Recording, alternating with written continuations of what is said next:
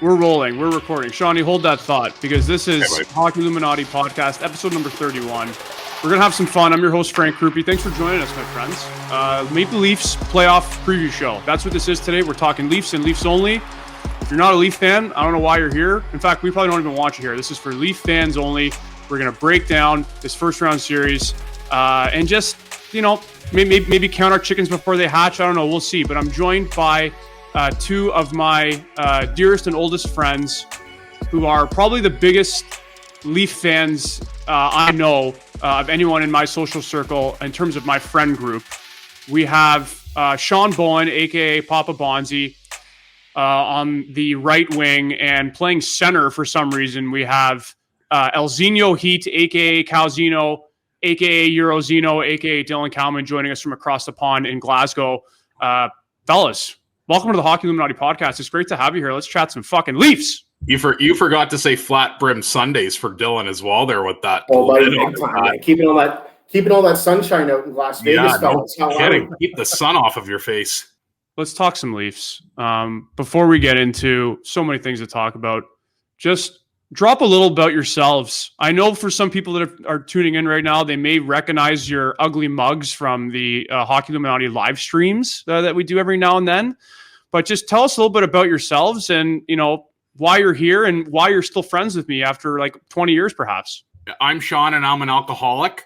Yep. Oh, sorry, that's wrong. Hi, Sean. Yeah, sorry, that's wrong Zoom meeting. I've been on one of those before. No, Frankie and I, our history goes way back, as Dylan alluded to there earlier. But 1998, I'm pretty sure I don't need to set the stage for everyone else because this game's been in the Hockey Hall of Fame for years, right? I mean, Bowen Broadcasting.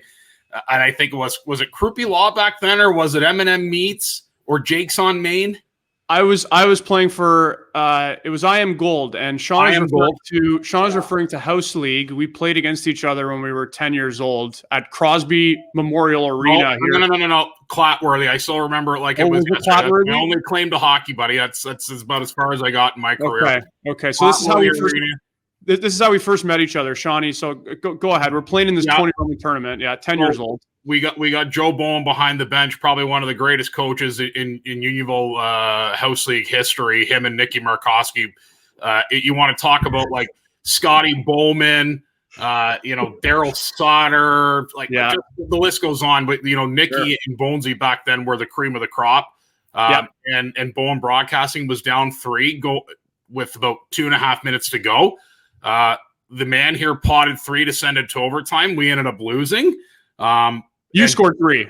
I scored 3. Of course, I remember it very, very differently. No. I scored 3. If you didn't, buddy. Well, yeah, exactly. Like, of course, I scored the 3 goals to head us into overtime. I couldn't get the 4th. We lose in overtime. Yeah. I'm sitting there crying away. Just lost everything that mattered most to me in my life at the tender age of 8. And your dad, Silver Fox, Cosmo, God love him. Yeah, stops me in the line. It was like picture the first Mighty Ducks movie. When what's his name stops, the team on the handshake line and says, "Really good game," and Cos looks up at little Shawnee and says, "Shawnee, hell of a hockey game, buddy. Thought you played really well." And I turn around and tell Mr. Crupi to go fuck himself at the age of 8. And this is true, yes. Yeah, and I've never really been yelled at by my father, maybe only a handful of times from then until now. And that was one of them where I got dragged out by my ear and had to apologize to Cos. So I kind of gave him a half-ass apology, but I truly did mean it. And a couple of years later, he ended up catching me smoking in his backyard. And I've walked into your house with puke on my sweater, not knowing it after throwing up in a cab, and your mom just looking at me like, who the fuck is this guy? Just to clarify with that story. So this is true. Sean told my dad at the tender age of 8 to fuck off in a handshake line.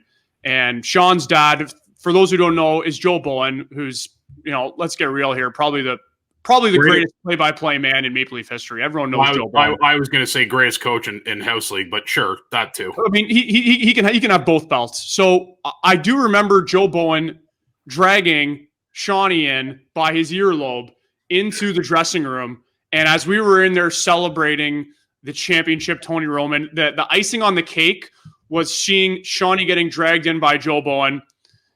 He gives us a quick holy Mackinac, congratulations on the win, boys. And then Shawnee apologized to Cause. And like you said, the rest is history. And here we are doing a podcast now. So, Shawnee, how many cigarettes do you think, what does your cigarette consumption increase when Maple Leafs playoffs come around? Triples. So how many Tinos do you think you have a day, like during the regular season versus Tinos per day in the playoffs? Too many to count. Like I'm already sick to my stomach. I'm sure. Well, we are all a little sick to our stomach as Leaf fans because you never know. Anyways, Shawnee, thanks for that intro. Elzinho Heat. Tell us quickly a little bit about yourself, buddy. Not one that has seen much sun over the last decade since moving to Las Vegas, Scotland. Roughly, like I said, about 10 years ago. Mm-hmm. You know what, Frank? Once again, hate to use the same line twice, but what can I not say about you? You are the best goalie partner I never had. That is true. The best D partner in road hockey that I have ever had the pleasure of using a Sherwood 50-30 with. Straight blade, minimal tape. But yeah, probably been in the picture in and out, very similar to the Olympics, come around once every 4 years. But when I'm there, I'm there for 2 weeks, and it's a good time. But let me tell you, when that closing ceremony comes around, you're certainly happy as fuck it did. The last time you were living in Markham, Dylan, you would have showed up to my house in a suit with no shoes on. You needed dress shoes. You needed dress shoes for a job interview. Correct. Yeah. Did you get that job? No, I'm here in Scotland. Right. Really. Okay. So, I mean, 2 feet in a heartbeat. So, Dylan, you mentioned that I was the best goalie partner you never had. So we were both goalies. I played mostly with the Waxers, and Dylan was with Richmond Hill. But we did all play together on the Fightin' Union, the greatest ball hockey team ever assembled in Canadian history.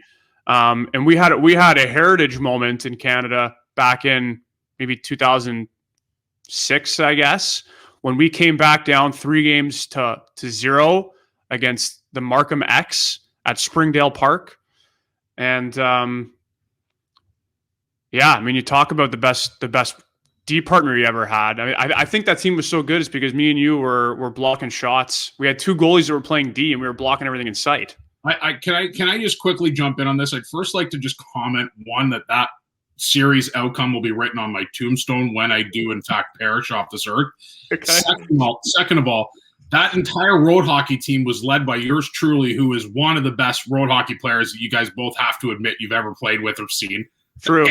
Don't give me that look. It's very true. Yeah, no, it is. But secondly, I don't understand how that team is comprised of you 2 morons and another guy who played goalie their entire lives, and not one of you guys decides to put pads on and plays. And it's a rare thing too, because like people don't want to go in net for ball hockey, or road hockey. They always want to, and I know that's why that's why me and you didn't want to play net, because we were goalies our whole lives. That's the last thing we want to fucking do is play goalie again. And it's a different sport altogether. Like when you're in net on the ice versus when you're in net playing road. I mean, you're a lacrosse goalie too. You know really well that it's like 2 different positions, kind of. Oh, it's completely 2 different sports, man. Yeah, but anyways, I mean, we ended up winning that championship.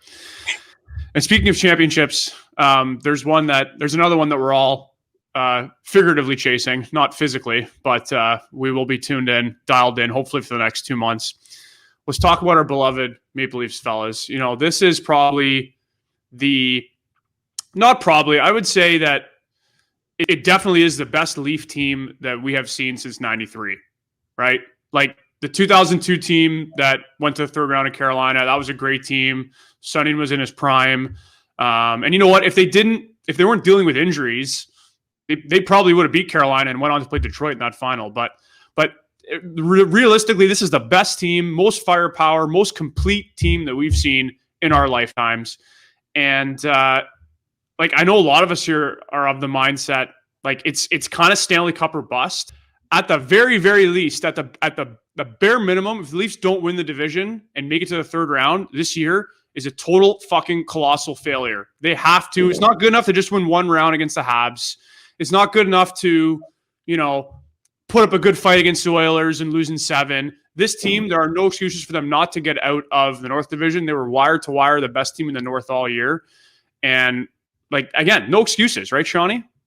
I mean, buddy, I think this honestly perfectly sums it up. This is the most confident and most nervous I've been heading into a playoff series. Right.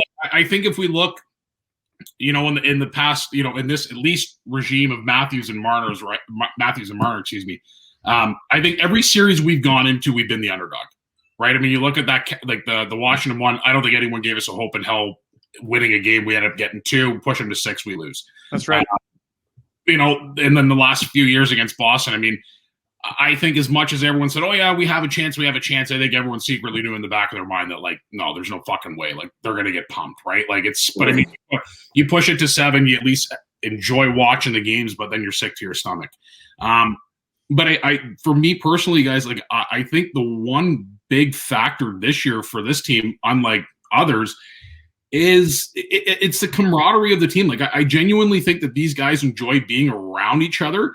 And I think especially like in a season that we've never seen before, where it's like, yeah, you're playing the same, 6 teams night in and night out. When you're on a road trip, you're not able to go out and enjoy dinners. You can't go to a movie. You can't go to a restaurant. Like, you're in this together with those same guys, right? So you really quickly learn the tendencies of your teammates, and you start forming bonds, right? Yeah, he's absolutely right. Yeah, like it's hard to argue that. I think for the first time in a long time, right?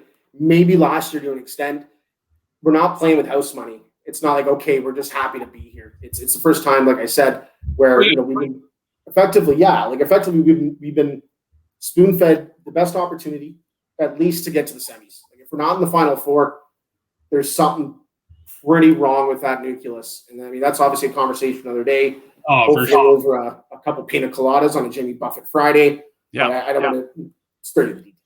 See, that's the thing, though, dude. It's like, I think everyone at the beginning, like when we were kind of getting down to the nitty gritty of the regular season, it's like, okay, you're either going to be playing Winnipeg or Montreal. And it's like, oh, let's play Montreal. As much as, I think we are a far superior team than Montreal. It's just it's that lingering cloud in the sky where it's so sunny and it's so bright outside, but then you see that one little patch of dark cloud and you're like, okay, well, what's rolling in here? And that's 31 in net. Like, that guy can be a series difference. Like, he's a difference maker for sure, right?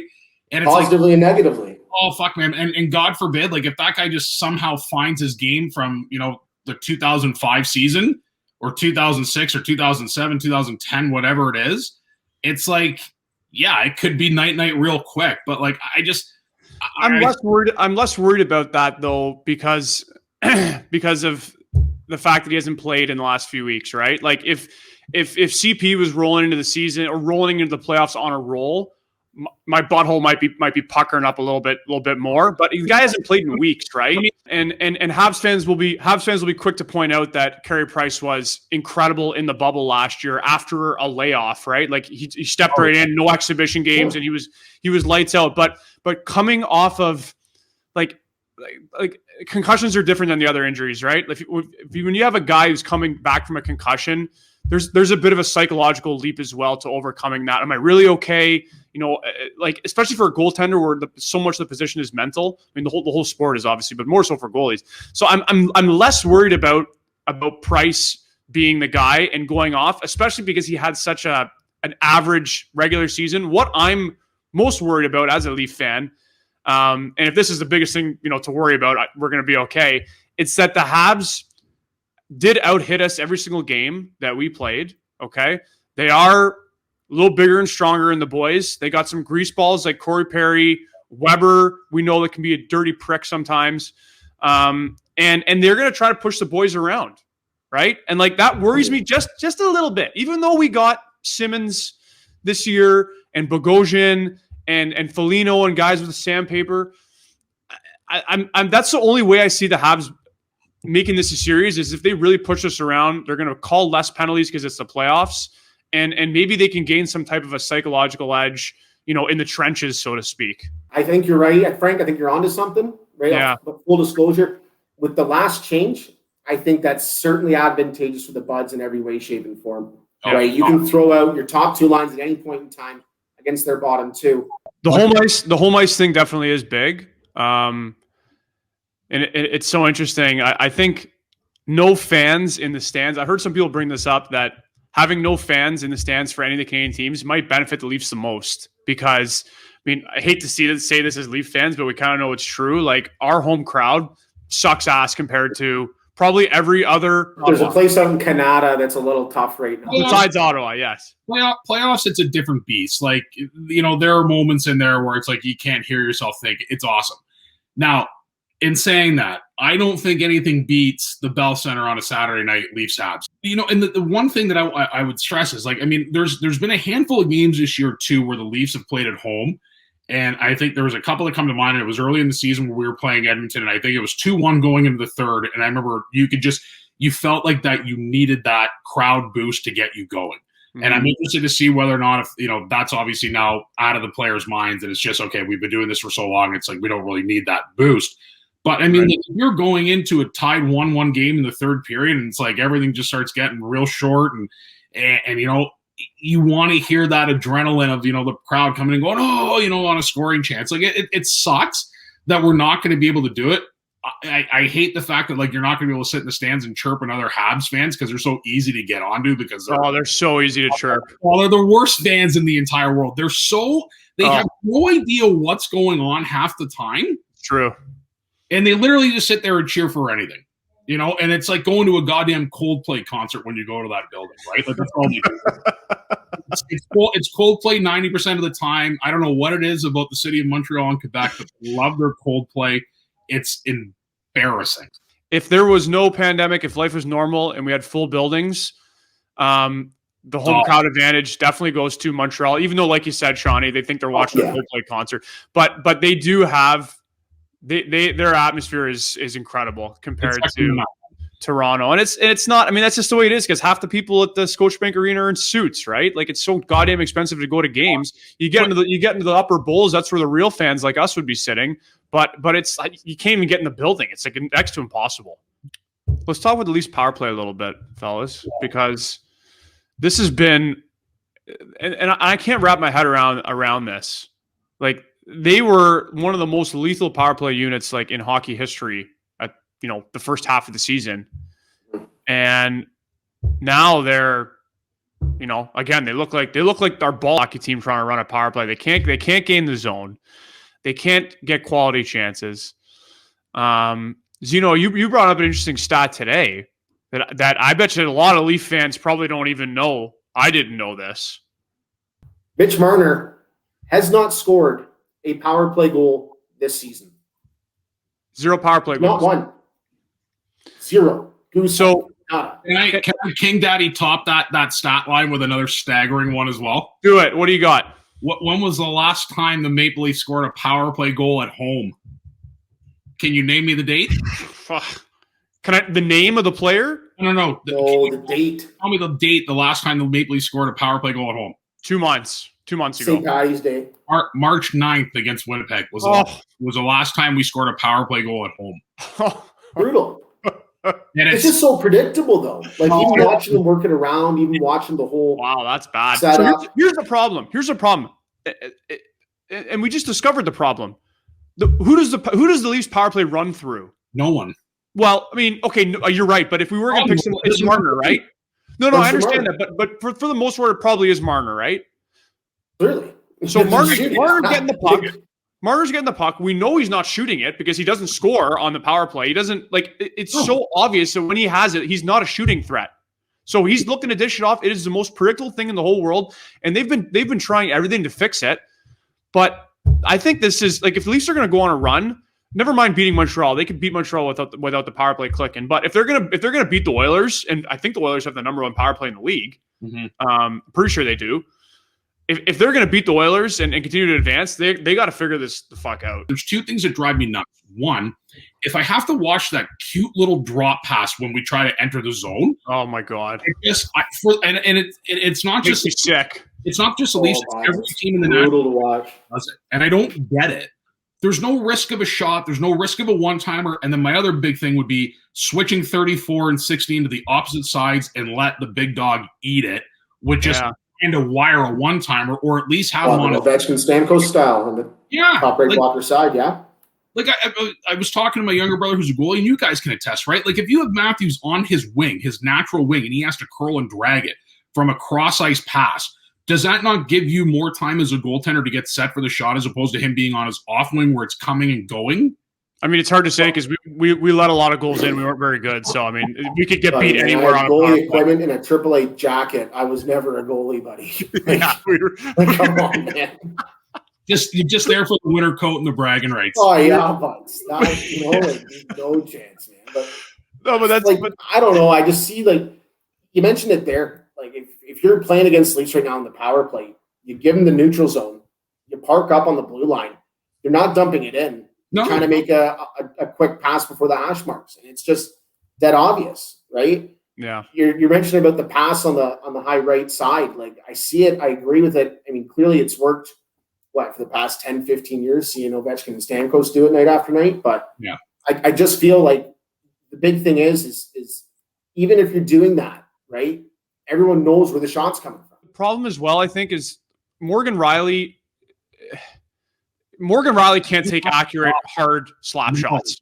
That's the problem. You're right. The only guy that really can take a legit clapper with some accuracy and heat is Muzz, Jake Muzzin. Why not have him at the top of, not running it, but at the top of the power play, just as a shooting threat to just crank one on net? Like, why are we thinking of these things and the coaches are not? Yeah, I don't know. Frank. I mean, that's why we're here speaking to you. Yeah, I guess. Yeah. I don't know. I think I would like to see maybe 4 forwards out there. In recent memory here with the Leafs power play, it's been a momentum killer for us, dude. Like, honestly, watching the last 10 games, I'd rather not have a power play because we're so deadly 5-on-5. Let's take another one and go 4-on-4 right off the draw. Yeah, to be honest with you, man, anytime that we get a power play, we're sitting there and be like, it's great 4-on-4. It's not a bad idea, actually. Yeah, it's not a bad idea. It's a great idea. 4-on-4 off the draw. Just hack her. You know what? And that way you could send Simmons out to send a message vicious cross check to the back of Caulfield or something. No. We need guys. I mean, obviously we're in a position now where we're keeping guys out. We're keeping healthy players in the stands and making them wear a suit. I just want to know, who do you think are the guys in the press box game 1? Well, they've already kind of hinted at it, right? Yeah. Right, Johnny? I mean, Engvall is going to be out and potentially Galchenyuk too, right? I think Galchenyuk. I don't know. I wouldn't be surprised to see one of those guys maybe bounce back in the lineup. And I don't know who you would take out. I personally think if you're playing that card, do you look at 15 Kerfoot potentially being that guy who you can plug in and plug out? Now that you have Nash, Kerfoot's role now gets designated to the wing where he's not your third line centerman. So could you plug him out with a guy like Galchenyuk or, maybe putting in Pierre Engvall? It's a great problem to have, guys. That's the best part. I mean, when you look at a couple years ago against Boston and we didn't have these opportunities, where you could plug in a guy for Christ's sakes, I think Ben Hutton's a pretty good defenseman. I liked what I saw from him in the last 3 games. He's a tough son of a bitch. I was going to ask you guys, what do you think of Ben Hutton? Reminds me of Danny Markov. Yeah, that's what I like. Genuinely, man. If you watch him play, hopefully he doesn't chain smoke like Danny Markov, though. Maybe we hope he does. There's nothing wrong with that sometimes. Yeah, I know, Sean. Especially during playoff time. I know. Sometimes you just got to go calm the nerves for a quick 45 minutes. If you got him. I understand. Smoke if you got him. I understand. But Ben Hutton, he's got some physicality to his playing style, right? And I think we'll probably see him and Sandin quite a bit. You got to assume there's going to be injuries, on the back end as the playoffs roll on. Your defense are always going to get hurt. So, and for good Christ, as long as it's not number 52 drawing in, I don't care. If Martin Marincin, words right out of my mouth, if that happens, good night, Jim Kite. Forget it. Oh yeah. See you later. Yeah, I don't know what the new saying is because you guys can't golf, but I mean, if 52 slots in, it's golf, Leafs golf, or whatever you guys do nowadays. Is it that so ironic that, and maybe the stars have aligned in a sense where the chirp was always okay, well, hit the golf course, boys. Leafs are going to be golfing next week. It's well, actually, they're not because no one's fucking golfing in Ontario. Golden Tee, buddy. Golden Tee and Ernie Palmies. Too much carpooling and pop drinking apparently going on in this province to go play around to golf. But Yeah. Who am I to listen to a scientist or a doctor to explain that outdoor physical activity it's not good for you, is beneficial to the human body? But fuck it, what do I know, right? Let's Shawnee, sit inside and smoke, okay? Yeah, that's it, buddy. That's it. That's all. And drink Bringing it too. back to 1999, eh? Yeah, we'll see. Like the Leafs can't go to the golf course. They have no choice but to win. They have no choice but to play, and play they must. Yeah, and play they must. In terms of playing in between the pipes, this is the big question on many Leaf fans' minds. And Shawnee, I'm gonna pump your tires here for a minute, because when we were maybe 2 months ago, when we were at our buddy's house playing some cornhole, did you not say game one starter Jack Campbell? Yeah. Now, Frankie, I want to ask you a quick question. Can your friends at BetSafe perhaps maybe do a little sideline for us? Over under 3.5 goalies seen in this series? Total goalies? 3.5. So what, you think Hutch is going to get a No. I see what he's saying. So we'll see Freddie. We'll see Freddie, Campbell, Price, and Allen. You know what?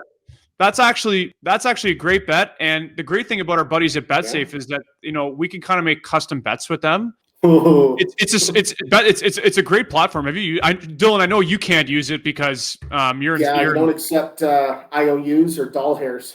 It's only in Canada right now. So sorry, Zeno. But do you use it, Shawnee?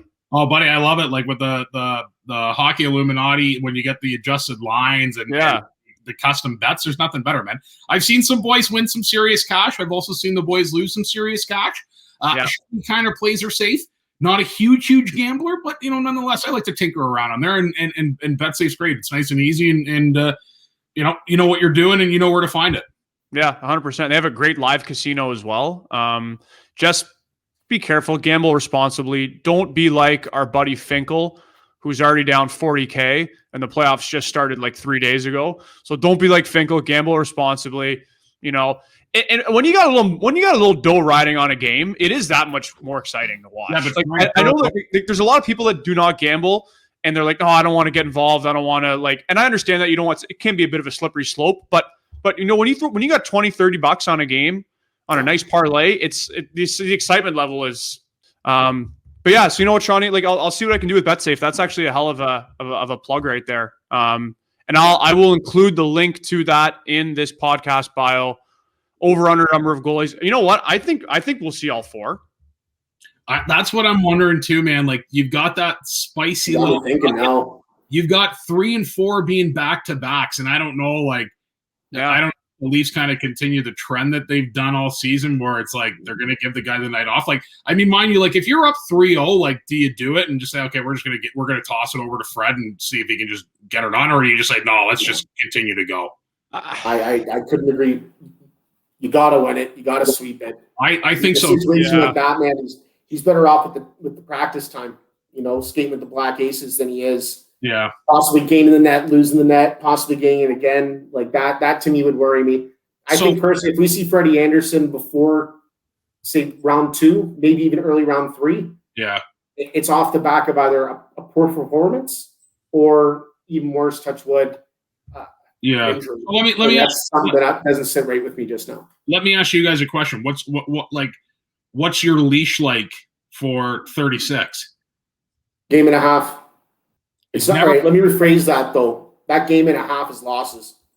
Like, I can honestly see, but there's been times where he's had rough games and we've won 6-4, right, 5-3.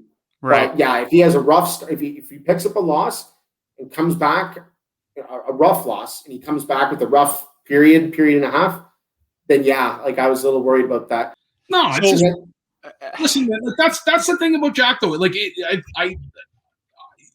you're confident when he's in the net. Like, I mean, I feel like the team plays completely different when he's in there. Like, I think there's a more of a relaxed attitude as opposed to when Fred's in there. Like, I think the guys, I don't want to say they genuinely enjoy playing in front of one over the other. I don't think that's the case. I just think there's a different mentality and game plan for either or, you know. And it's like the one thing that's a little worrisome is like you're staring down Carey Price, who, I mean, I don't have his numbers in front of me, but I'm assuming he's probably played well over 20 playoff games in his career. Up against more than that, yeah, he's played way more than that. But still, yeah, you're going up against a 30-year-old, you know, backup throughout his whole entire career, has not played one playoff game, and he's got 13 playoff games in the American Hockey League where he's about a 500 goaltender. The only thing that kind of bugs me a little bit about Jack Campbell, and I'm interested to hear your perspective on this, Dylan, is he's really hard on himself. Like, I guess that's just his personality and just the vibe he gives off. But like some of his post-game interviews that he did after a loss, it was like gut-wrenching to hear him talk. I don't know if anyone knows what I'm talking about with that. I mean, in a situation like that, I think he was just taking the heat off everybody else. And I got no problem with that, putting some onus on his shoulders. And maybe he is that type of guy that uses that as fuel to come back and play better. I was always of the mindset that the Leafs would, that if they were going to go all the way and win the cup, Freddie would be the main guy to ride into the promised land with. But I can't see that anymore. Like, they're going to have to, in a world where they win the Stanley Cup, I think you get good production out of both of them. When was the last time there was a team that won the cup that had two goalies that were contributing on like an equal level? You know that off the top of your head, Zeno? Maybe Pittsburgh with Fleury and Murray. That would be it, I would think. That would be it.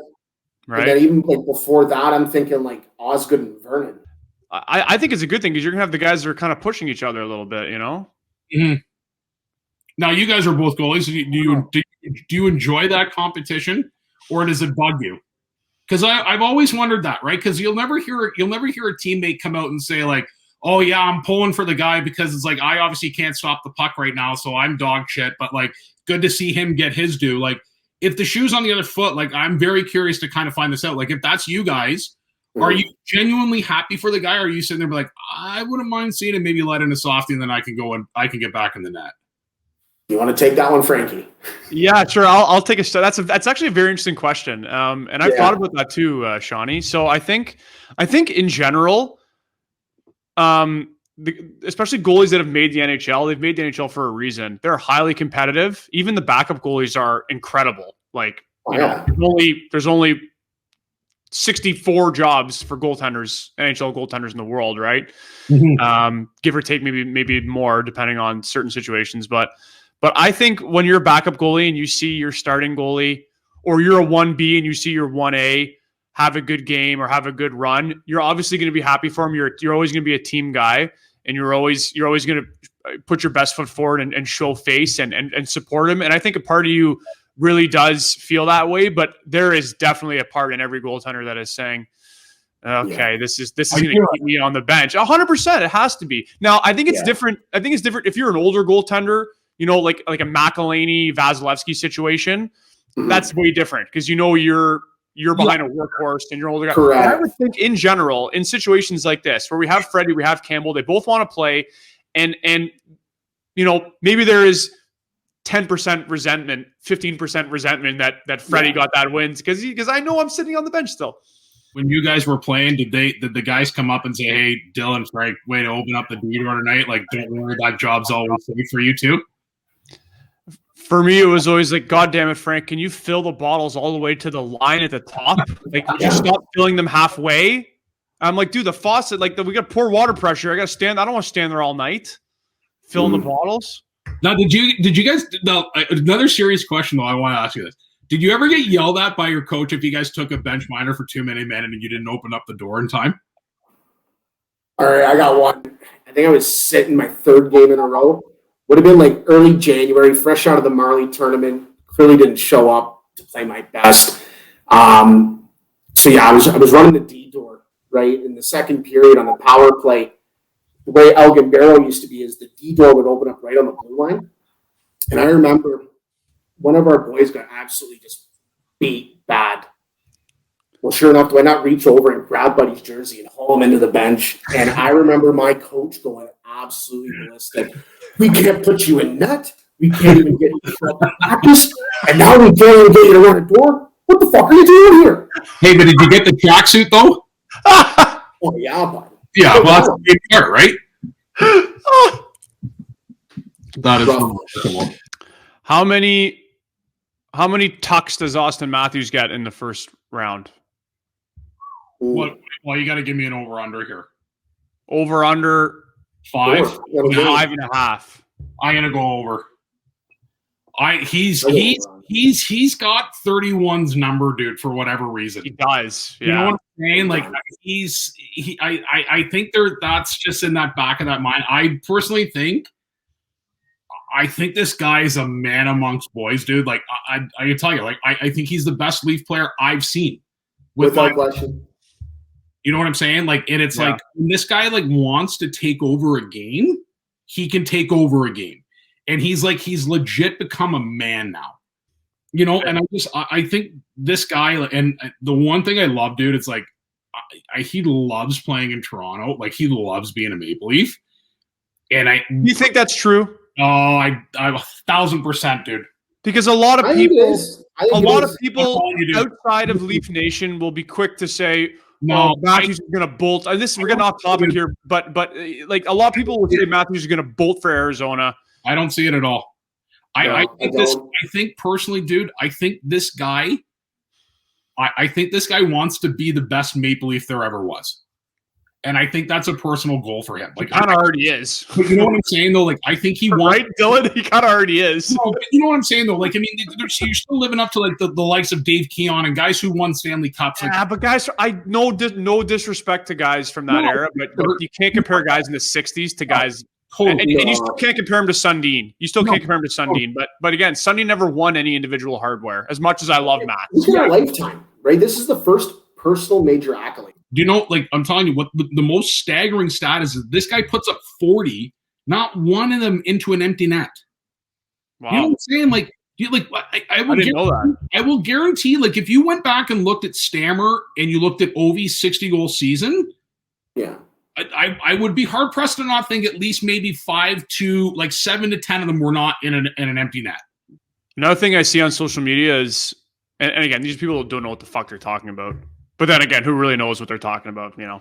No. But I see some people commenting, "Oh, Mitch Marner carries Matthews.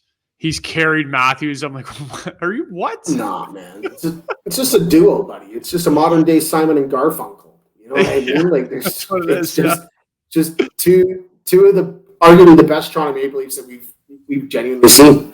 We've ever seen, yeah. Okay, boys, let's do some predictions. I mean, obviously, we're all predicting the Leafs are going to win the Cup this year. We know this is going to happen. But what happens in this first round against Montreal? How many games does it take to get the job done? Hopefully. In an ideal world, 5, realistically 6. I think you lose two away, just based on last change. Okay. I honestly think we beat them in 5. I think 5, yeah.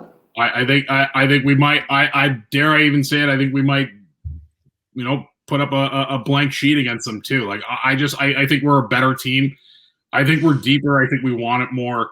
I think the guys understand what's at stake in terms of if this doesn't happen, well, then there's going to be some changes. But I personally think we're a better team this year. I think we've got the leadership. It's just going to come down to goaltending. But you know what? Hey, Jack's been playing great all year, man. I don't know why he'd stop now. So I think we win in 5. Okay. Fingers crossed.